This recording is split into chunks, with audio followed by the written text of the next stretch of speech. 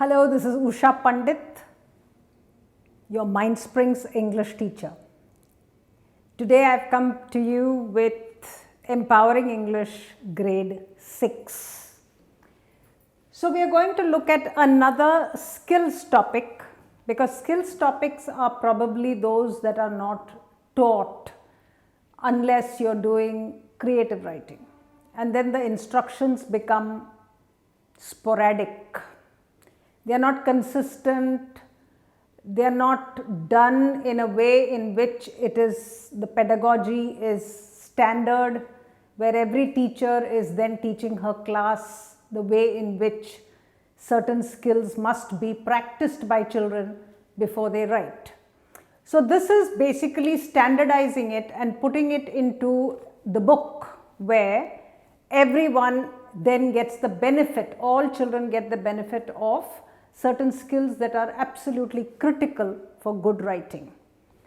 And the first chapter in this book is how openings grab attention. So when you write a story, it's very important to grab attention.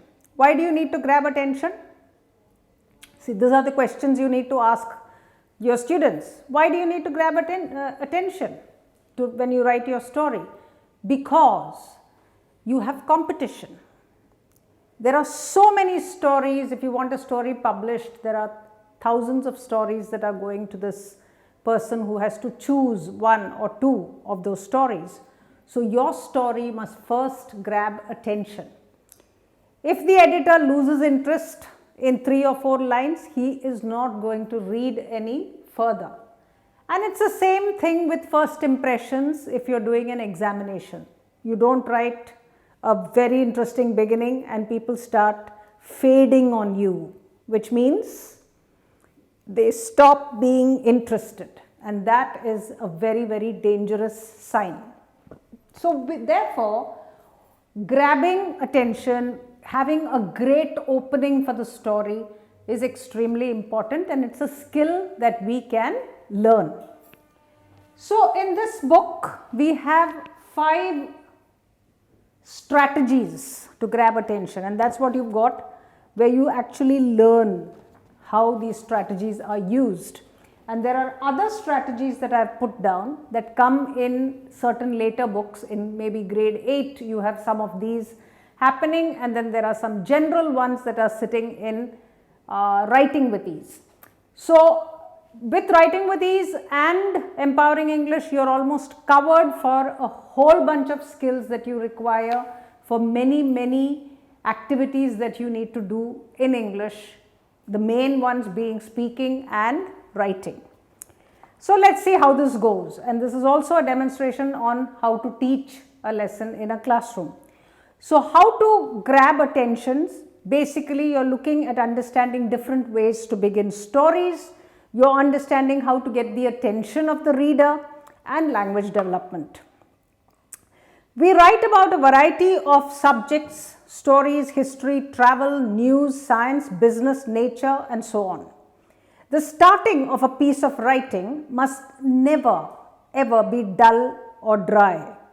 We can begin our piece of writing in several ways, and all of these openings can be made more exciting. So what I've done in the book is I've given you a blah and a brilliant. Blah one is the boring, dry one. It's a line or 2 lines that absolutely tell you not much. And then you have the brilliant, the same line being transformed into a brilliant piece of writing. And we see how this is done. So there are 5 types of beginnings that we are doing in grade 6. There are of course others, but these 5 are the ones that we are concentrating on. The first one is called quick picture or a close up. Okay, so you zoom in and you close up on something, and there it becomes very interesting. So it's almost a cinematic technique where you zoom in on the character. Sometimes it's nice to start by drawing a quick picture and your words to describe a scene. So the blah sentence is, the president arrived dressed in black. The question to ask students is, can you see the president? And of course they can't.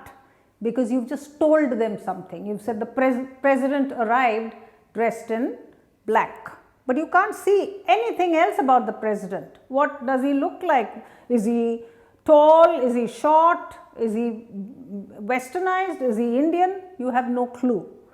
So how do you make this brilliant? You make this brilliant by showing your reader the president. As the congregation waited, all eyes were turned to the door. When all eyes turn to the door, what are you showing? See, when you do a good description, the reader starts reading between the lines. It's a subconscious activity. So if all eyes are turned to the door, you're looking at anticipation, aren't you? The commotion at the far end of the hall signaled that the chief guest had arrived. So you've kind of almost building it up before you show the president. Now you can have commotion at the end of the hall, or you might decide that there was a commotion in the hall which settled into a silence the minute the chief guest was announced. So you can do it either way. What you need to tell children is you're almost like a little god, creating a character, creating a situation. You are fully in control. And that's quite exciting for 12-year-olds to feel a sense of control over creation of characters and situations. Suddenly, the doorway was filled with people, mainly press photographers, and their target was a diminutive man. Use good language. So, a target vocabulary of body size, of shape of the nose, or the way in which eyes can be described or a chin can be described. A large list of these are available in Writing with Ease. And that's why it's a book that every person who writes must have, because it's an instant reference book. You don't have to go to a thesaurus, you don't have to go and look up. All the words are sitting right there in one place. So a diminutive man, so not a short man but a diminutive man, small, the word from the word diminish, dressed in black. Black khadi kurta over which was draped a sea green shawl. Our president had arrived. Short sentence at the end to basically say, there he was. Now you've got a very brief sketch, you've got a quick picture, as I call it, of the clothes he is wearing, that he is a diminutive man, he is dressed in black, and people respect him. Suddenly there is silence or suddenly there is a buzz, either way. So that's your quick picture. You can do lots of close-ups. You can do close-ups of objects. You can, if you are going to start your story with the murder weapon, for example, then you might zero in on the knife, and you might, it's like a zoom, and that becomes the most important. Now the thing is, you've grabbed attention. The minute you start closing up on the knife, everyone is curious to know what you're trying to do. Curiosity value must be very high. Intrigue value must be very high if you want to grab attention. One key observation is the second one I've got there. One key observation, not observations, one key observation. So you can start by making a key observation about a subject, the subject of the piece that you are writing. So you take one aspect of this person and you start elaborating on it, and it's extremely exciting. Don't describe everything about that person. You take one unique aspect like a USP and you describe it. In the book, we've got the crow. So it says the crow is a clever bird. Now you're like, okay, all right. Doesn't tell you anything. You want to make it brilliant, you start zeroing in on the cleverness. So I want you to show how he's clever. I do not want you to tell me he's clever. I'd like to infer that myself. Whenever you give your readers a certain amount of cognitive work to do, they find it very exciting. Believe it or not, they don't want to be told, they want to work out things. The blackbird waits patiently on the window, craning its neck to see if mother has gone indoors. caws a bit, waits, looks, checks again, then swoops. So there's some food there and he swoops. So now you basically almost, like Emily Dickinson, you've almost become the crow. The reader is almost empathized, not just empathizing with the crow, there's a sense of negative capability. You're becoming the crow.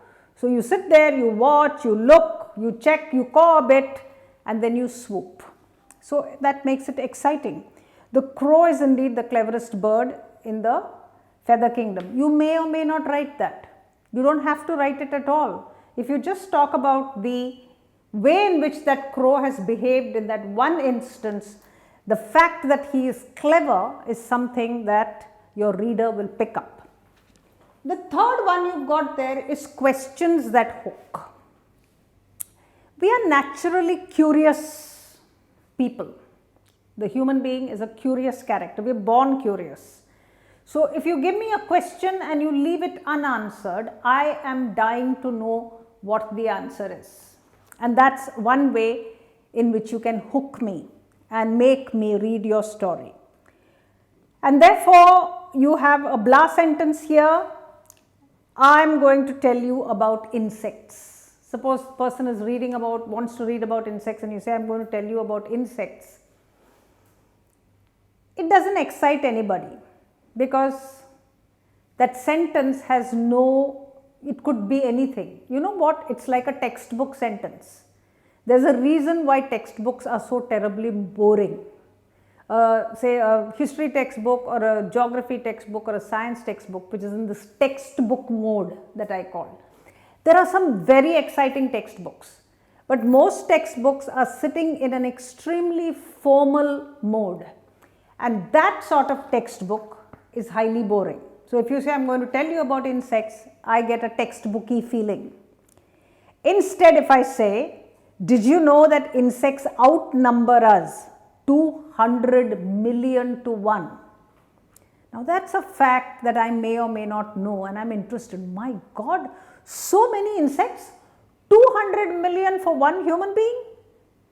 What feelings do insects provoke in most people? So I'm asking you, what do you feel when you see an insect? Are insects dispensable because we kill them all the time, or are they responsible for our existence?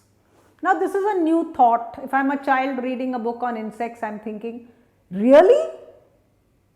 You mean insects are responsible for our existence? How?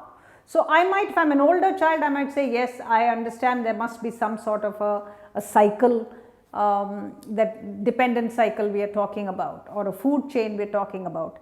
But I'd still like to know how insects are responsible for my existence.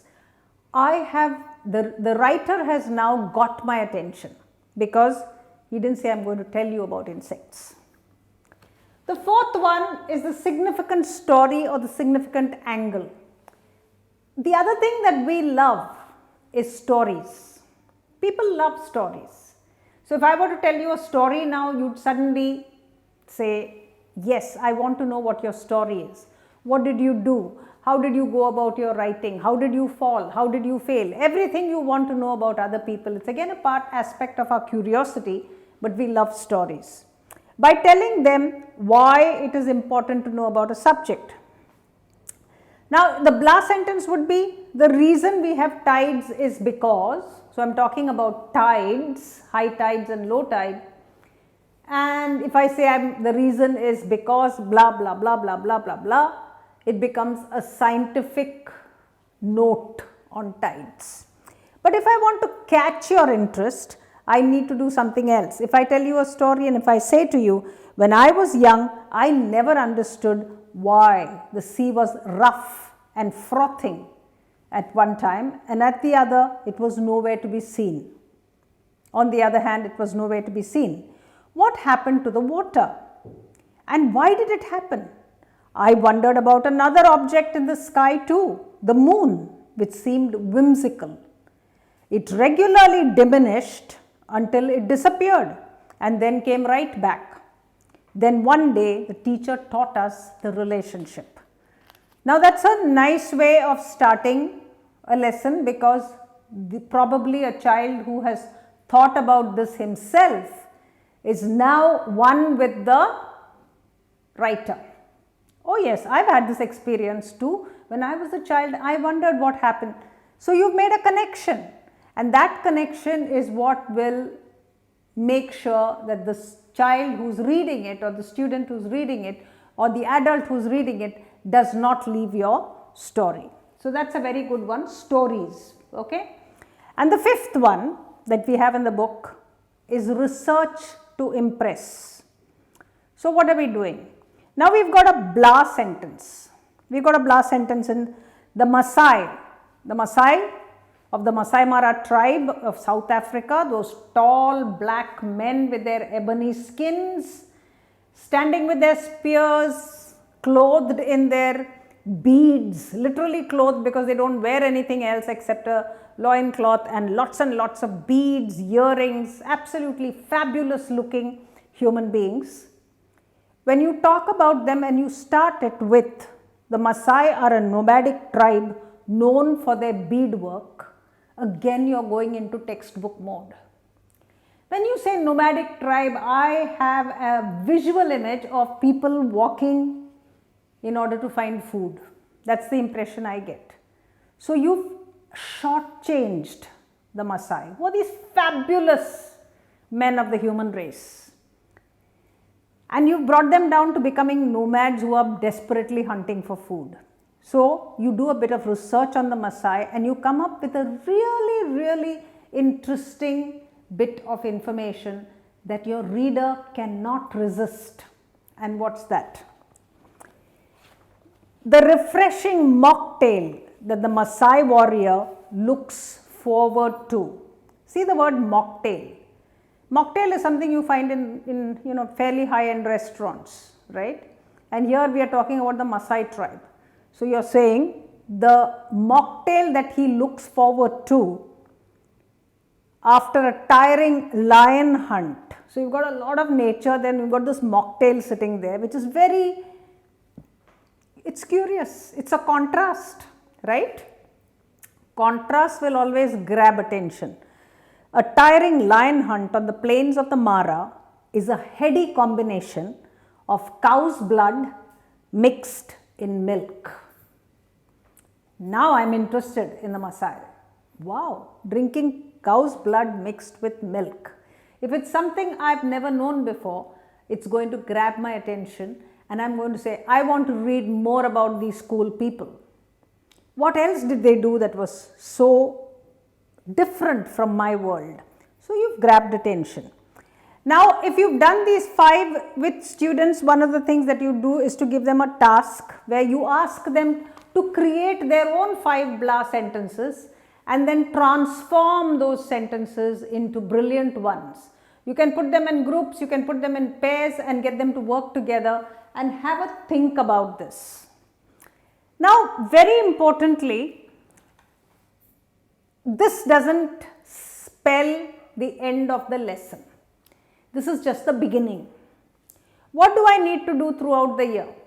I need to make sure that this lesson is actually put into practice, which means whenever they write, one of my rubrics is going to be start with one of the 5 beginnings you've learnt and I'm going to give you 1 or 2 marks for it out of 10. So that will become a standard that I put in, not just this year, but also the grade 7 and the grade 8 teachers will make sure that this tradition is continued until it becomes permanent in the mind of the child that we need to have good beginnings. The other thing is to look at other aspects. But before that, let me also talk to you about reading. Now reading is something that we do all the time. So there are probably 10 or 12 lessons in every book. There's maybe a lesson in the history book or the science book. Let's start looking at all the beginnings. Every time we come to a story, let's look at the beginning and ask ourselves, has the writer used any one of these? You're reading a novel in the library, check out if it's one of these beginnings, or if it's not, then what sort of beginning has the writer used? And you will find that it will be one of these. So you can have character hooks. So if you have a character who's got a very strange kind of USP, or a very strange kind of talent, or a strange sort of look, you will grab attention. A setting or an imagery that creates mood, that creates atmosphere. If you are writing a crime story, a ghost story, you need lots and lots of atmosphere, and that is your setting. You can start with a conflict. If there is someone who is on the run and there is a chase, you are starting it with a chase, which means you are jumping into the middle of the action, what we call deep dive. You are diving straight into the action.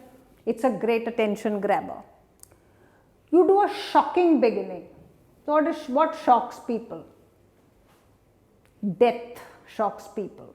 So if I say it was a bright sunny day and Sam had just died, that's my opening sentence. You're not going to walk away from my story because I've made you think of many things.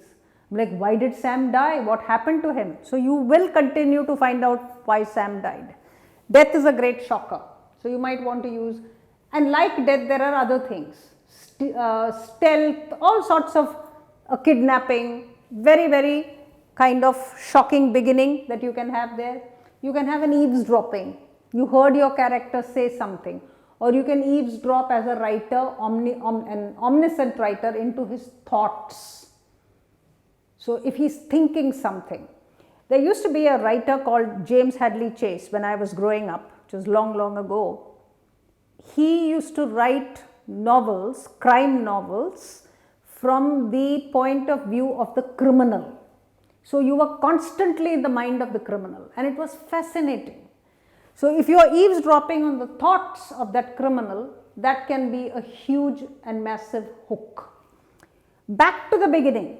If you look at Harry Potter, starts under the stairway, and then they end the novel in the same place. So that sort of thing can be done. Dialogues are great. Action, as I told you, deep dive, and humor. It's funny, people are hooked. The beginning, if it gives me a sense of the genre, what is it? Is the writer trying to be sarcastic? Is he bitter? Is he angry? Is he humorous? Is it a satire? Is it a horror story? Is it a mystery story? If I get a sense of this, I'm happy because I know I want to read it, or I know I want to abandon it. You're not wasting my time. So never kind of mislead the reader into thinking it was something else. They feel betrayed then. So these are some of the big things that we've got here. Now if I were you, whenever I came to a lesson, let's look at some of the lessons in this book. So I've got a story here called The Valley of Diamonds, and it's from the Voyages of Sinbad from Arabian Nights. So let's see how this is starting. One day we landed on an island covered with several sorts of fruit trees, but we could see neither man nor beast upon it. See? So if you just look at that opening sentence, it's an island, fruit trees, and neither man nor beast, completely deserted. So it arouses my curiosity, and if I describe the island a little more, it can be quite fascinating. If the description is fabulous, it might actually paint a picture of that island to me, and I might be able to see it. We've got another one called Tall Tales, and that is from Jerome K. Jerome's A Fishy Tale. Many of you would have read this probably, and it goes, if ever you have an evening to spare up the river, I should advise you to drop in one of those little village inns. What's happened? Conversational tone, isn't it? Very relaxed. Here you've got the writer's personal voice. Very relaxed tone. And take a seat in the tap room. The tap room is like the pub where people drink. And he ends that little paragraph by saying, and they will tell you enough fishy stories in half an hour to give you indigestion for a month. So if you can't digest a story, it means it's a very tall story. So if you start saying, there was somebody I heard the other day saying that I told the sun not to rise. That's a tall story, isn't it? You can't tell the sun not to rise. It's a star, for God's sake. So therefore, tall stories, you can say anything you want. And so this man says you'll get indigestion from it. And that's quite interesting, because now I want to hear what are the tall stories that are being told in that pub. It's a very exciting thing. We've got another one here called Two Dogs on the Moon by Isaac Asimov, and it's obviously science fiction. And it starts with a dialogue. It says, Mrs. Anderson said, "Where's Jimmy, dear?" "Out on the crater." Out on the crater, not on the road, on the crater. Clearly it's the moon, or it's some sort of planet which has got craters, and it seems to be quite normal for children to go and play there. Said Mrs. Anderson, "He'll be all right. Robert is with him." Robert. So he's got a robo of some kind called Robert, and he's with him. And then she says, "Did he arrive?" Hook question. Did he arrive? Who? So you want to know who arrived. And if you read on, it says, yes, he's at the rocket station going through the tests. So you're like, wow, this is a story in the future. This is definitely something that's very, very interesting, because it's out of my normal experiences. I'm going to kind of read about something that's totally new and totally exciting. And that's what will hook me up. So throughout, whenever you read a story for several other purposes, there's absolutely no reason why we should not go back to this lesson and say, what sort of beginning has the writer done? When you start looking meaningfully at beginnings, they become part of your understanding and appreciation. And then when children write, you expect them to use one of these several beginnings that I have put on the board for you. So Empowering English is a rich text. So you can't look at it and say, okay, there are 5 beginnings and 5 5 brilliant, study it, and then you ask a question like, give me one beginning and show me one example of a beginning. You're completely vandalizing the lesson if you do that, isn't it? If you do it like this, you are giving the student a life skill, something that he'll be proud of, something that he'll be completely happy with, and something that's useful. So I hope you enjoyed this lesson. Do write in the comments box not just your feedback, but also tell me what else you would like me to do. Happy teaching. Make sure you subscribe to our channel. So till we meet again, keep smiling.